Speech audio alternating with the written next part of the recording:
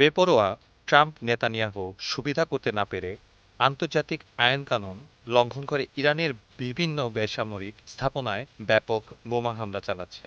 সোমবার সকালে রাজধানীর তেহরানের বিভিন্ন অংশে ব্যাপক হামলা হয়েছে বলে জানাচ্ছে আন্তর্জাতিক সংবাদ মাধ্যম বিবিসি।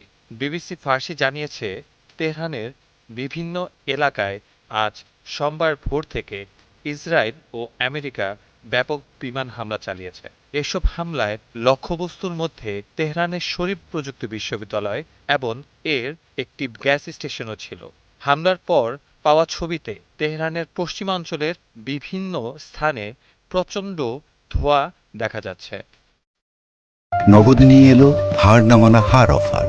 সর্বনিম্ন 10,000 টাকা রেমিটেন্স নগদে পাঠালে থাকছে স্বর্ণের হার জেতার সুযোগ। ওদিকে যুক্তরাষ্ট্রের প্রেসিডেন্ট ডোনাল্ড ট্রাম্প চুক্তি করার জন্য ইরানকে মঙ্গলবার পর্যন্ত সময় বেঁধে দেওয়ার পর আজ তেলের দাম বাড়তে দেখা যাচ্ছে। রোববার ট্রুথ সোশ্যালের একটি পোস্টে মার্কিন প্রেসিডেন্ট ডোনাল্ড ট্রাম্প ইরানের উদ্দেশ্যে হুমকি দিয়ে বলেছেন, মঙ্গলবার ইরানে সবকিছু গুঁড়িয়ে এক করে দেওয়া হবে। তিনি অবশ্য ফক্স নিউজকে বলেছেন যে ইরান যুক্তরাষ্ট্রের সঙ্গে আলোচনা করছে এবং তিনি বিশ্বাস করেন সোমবারের মধ্যে তেহরানের সঙ্গে একটি চুক্তি সম্ভব।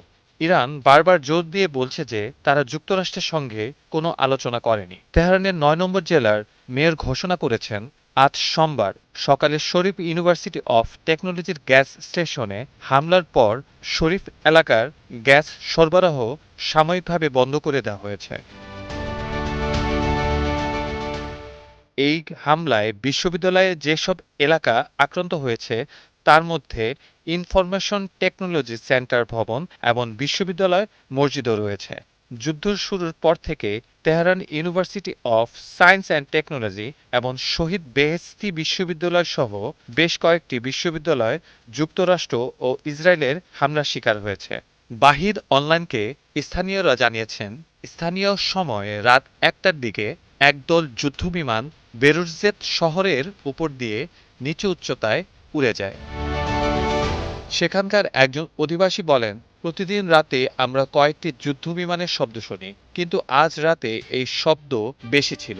সোমবার সকালে সিরাজ শহরে শক্তিশালী বিস্ফোরণের খবর এবং যুদ্ধবিমানের শব্দ শোনার বিষয়েও খবর পাওয়া যাচ্ছে। কোম শহরের কয়েকজন বাসিন্দাও জানিয়েছেন, সোমবার রাত ১টার দিকে শহরের কিছু এলাকাকে হামলার লক্ষ্যবস্তু করেছে যুক্তরাষ্ট্র ও ইসরায়েল। কোম শহরের উপরাজনৈতিক ও নিরাপত্তা পরিচালকও জানিয়েছেন যে শহরের একটি আবাসিক এলাকায় হামলার শিকার হয়েছে। তিনি নাগরিকদের ঘটনাস্থলে ভিড় না করার অনুরোধ করেছেন। নিউজ ডেস্ক, একুশে টেলিভিশন।